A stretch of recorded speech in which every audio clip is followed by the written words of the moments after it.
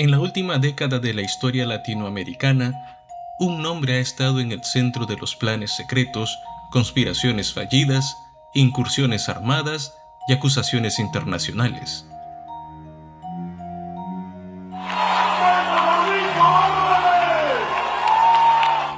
Algunas de estas acciones fueron improvisadas, otras cuidadosamente planificadas. Varias de ellas se gestaron dentro de Venezuela y otras más allá de sus fronteras. Pero todas tenían el mismo objetivo: sacar del poder a Nicolás Maduro.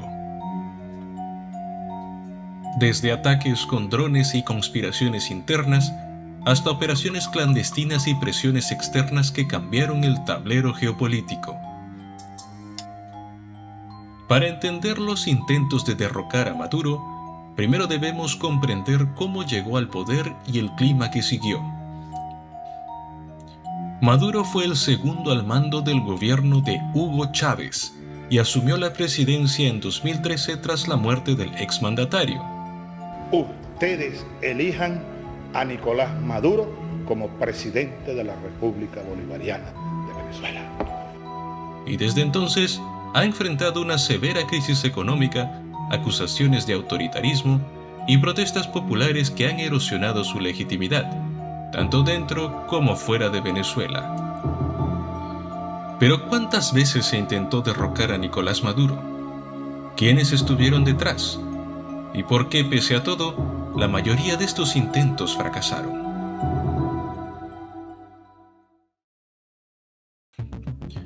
...23 de enero de 2014...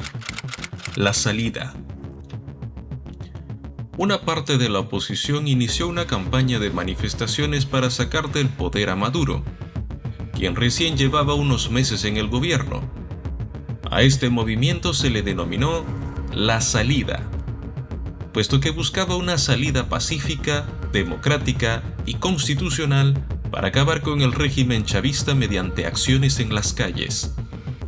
Los políticos que encabezaron este primer intento por restablecer la democracia en Venezuela fueron Leopoldo López, María Corina Machado y Antonio Ledesma, de los partidos Voluntad Popular, Vente Venezuela y Alianza Bravo Pueblo.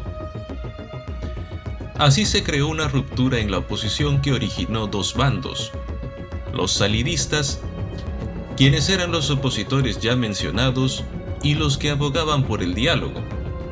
Este último grupo contaba con la participación de Enrique Capriles, quien fue 2 veces candidato presidencial, Ramón Guillermo Aveledo, secretario general de la Mesa de la Unidad Democrática, y Henry Ramos Salud, líder del partido Acción Democrática. Pero la desgracia vendría el 12 de febrero de ese mismo año, día en el cual el asfalto de Caracas se vistió de grana. Para esa fecha se convocó a una manifestación por el Día de la Juventud. El objetivo era lograr la liberación de los jóvenes capturados días antes mientras protestaban en el interior del país. Como era de esperarse, se registraron enfrentamientos en los alrededores de la Fiscalía entre los estudiantes y los colectivos, que son los grupos de civiles fuertemente armados al servicio del régimen chavista y que se autodenominan como los defensores de la revolución bolivariana. Lamentablemente, el saldo que dejó aquel 12 de febrero fueron 3 personas fallecidas, decenas de heridos y más de 60 detenidos, además del arresto de Leopoldo López, acusado por los tribunales venezolanos de instigar a realizar daños a la propiedad pública, incitar a crear disturbios, conspiración, homicidio y terrorismo. 4 de agosto de 2018. El ataque con drones. En plena celebración por el 81º aniversario de la fundación de la Guardia Nacional Bolivariana en Caracas, concretamente en la Avenida Bolívar, Nicolás Maduro daba un discurso que fue transmitido en vivo por los medios de comunicación locales, cuando de pronto fue sorprendido por una explosión. Se trataba de un dron que estalló en pleno vuelo, y fue en ese momento cuando quedó al descubierto la falsa lealtad de los militares a su comandante en jefe. Los soldados que asistieron a la ceremonia rompieron filas y se dispersaron en distintas direcciones, dejando a Maduro resguardado por su escolta, quienes lo cubrieron con escudos antibala. 7 efectivos de la Guardia Nacional resultaron heridos durante el ataque. Maduro y sus funcionarios salieron ilesos. Luego de 2 horas de ocurrido el episodio, aseguró ante las cámaras tener la certeza de saber quiénes fueron los autores del atentado en su contra: la ultraderecha venezolana y colombiana, con el apoyo del exmandatario colombiano Juan Manuel Santos. Sin embargo, quienes se atribuyeron la autoría del atentado fue el grupo de oposición llamado Movimiento Nacional Soldados de Franelas, mediante su cuenta de X, antes Twitter. Ellos afirmaron que su objetivo era detonar los drones cargados con explosivos C4 en el palco presidencial. Pero antes de llegar al punto, fueron derribados por francotiradores de la Guardia de Honor. Demostramos que son vulnerables. No se logró hoy, pero es cuestión de tiempo. Las acusaciones de Maduro también alcanzaron a la administración Trump, específicamente al consejero de Seguridad Nacional, John Bolton. Tiempo después, Bolton se burlaría de esta afirmación en una entrevista y dejaría en claro que el margen de error de las fuerzas estadounidenses es prácticamente inexistente. Si hubiéramos sido nosotros, habría funcionado. 30 de abril de 2019. Operación Libertad. Como el presidente encargado de Venezuela. Las redes sociales y medios de comunicación despertaron con el video de la convocatoria realizada de madrugada por Juan Guaidó, el mismo que juramentó como presidente encargado de Venezuela y que fue reconocido por más de 62 países. Ahora instaba a los militares a sumarse a la operación para derrocar al régimen chavista. La Operación Libertad, los comités de ayuda y libertad, los invito inmediatamente a activarse. Los invito inmediatamente a cubrir las calles de Venezuela. En la capital del país se aviva la esperanza por la tan ansiada caída del gobierno. Un día antes, al promediar las 5 de la tarde, John Bolton informa al presidente Trump que cuentan con un aliado dispuesto a traicionar al régimen: el general Manuel Christopher Figuera, quien era jefe de inteligencia de Maduro. Figuera había desertado y reconocido a Juan Guaidó como presidente de Venezuela. Ante lo sucedido, cabía la posibilidad que otros miembros de la élite chavista pudieran seguir sus pasos. Por lo cual, se consideró que hasta el mismo ministro de Defensa, Vladimir Padrino López, podría ser el siguiente. El general Figuera relató en una entrevista que días antes llevó en su auto al presidente del Tribunal Supremo de Justicia, Michael Moreno, a la casa de Padrino. Una vez ahí, Figuera les indicó que tomen una decisión, puesto que ese momento era un punto de no retorno. Llegado el día del levantamiento, impera el caos en las calles de Caracas, y todo hace pensar que había iniciado la cuenta regresiva para la salida de Maduro. Pero el plan de la oposición no da resultados favorables, y solo un pequeño grupo de soldados responden al llamado de Juan Guaidó. La mayoría decide quedarse en los cuarteles. Según Guaidó, muchos militares se habían comprometido a llegar a lugares y horas específicas, pero por diversas razones, principalmente miedo, faltaron a su palabra. Al llegar la noche, reunido con su círculo más cercano, incluido el ministro de Defensa, el general Padrino, Maduro anuncia en televisión el fracaso del intento de golpe de Estado. El general Figuera pasa a ser uno de los hombres más buscados del régimen y se ve obligado a huir del país. sale hacia Colombia por medio de la frontera y luego viaja a Estados Unidos. La Casa Blanca ve este suceso como una derrota y entiende que por el momento Venezuela está lejos de tener un gobierno democrático. 3 de mayo de 2020. Operación Gedeón. Aquel domingo de mayo, en plena pandemia por el coronavirus, el régimen de Maduro anunció que los militares a su mando habían frustrado una incursión armada en la ciudad costera de Macuto, cerca a Caracas. Se refería al estrepitoso fallo de la Operación Gedeón, una acción que fue desbaratada sin siquiera haber iniciado, pues las múltiples falencias de este atentado hicieron de él una misión suicida. El viernes 1 de mayo de 2020, a las 6 de la tarde, 55 hombres al mando del comandante Antonio Sequea, desertor del régimen chavista, y 2 ex boinas verdes estadounidenses, Luke Denman y Aaron Berry, se embarcaron hacia Venezuela desde la península de La Guajira en el norte de Colombia en 2 embarcaciones.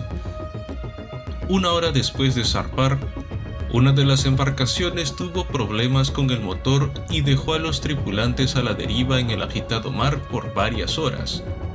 Esta situación causó estragos en varios de ellos, presentando intensos mareos y malestar.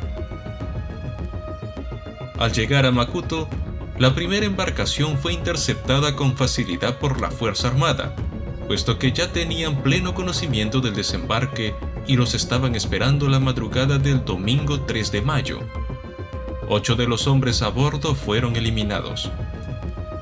La segunda embarcación aún se encontraba a millas de distancia y casi sin combustible, así que decidieron que la mayoría debía fugar, pero para lograrlo tenían que llegar a tierra.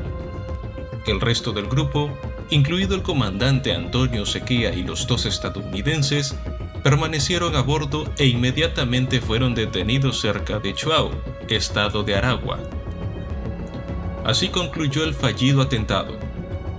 La Operación Gedeón fue bautizada también por algunos medios de comunicación como Bahía de los Cochinillos, en referencia al fallido intento de invasión a Cuba en 1961 en Bahía de Cochinos. Lamentablemente, esta operación pasó a la historia como un asombroso ejemplo de falta de estrategia y traición. Las razones principales a las que podemos atribuir el fracaso de esta incursión son las siguientes: contratar a boinas verdes estadounidenses para una operación marítima. Aunque están capacitados para múltiples terrenos, el mar no es su especialidad. Ejecutar la incursión sin haber cumplido una fase de limpieza, que permita asegurar la zona y neutralizar amenazas. Haber llevado a cabo la operación en plena pandemia del coronavirus. Al estar paralizado el tránsito comercial en las aguas, quedaron expuestos. Una mala gestión del abastecimiento de combustible en las embarcaciones y finalmente el nivel de infiltración que dio a conocer al régimen los secretos de la operación. Decenas de personas que participaron en la Operación Gedeón fueron capturadas y encarceladas en Caracas. Los 2 estadounidenses fueron sentenciados a 20 años de cárcel y solo unos pocos lograron escapar. 3 de enero de 2026. Operación Resolución Absoluta. A pocos minutos de las 2 de la mañana, un silbido rasga el cielo de Venezuela y rompe el silencio de la madrugada. Múltiples destellos diluyen la oscuridad. Explosiones ocasionadas por el bombardeo brotan del asfalto como flores de fuego, y el sueño de libertad de muchos venezolanos empieza a dibujarse por ángeles de hierro que surcan el cielo.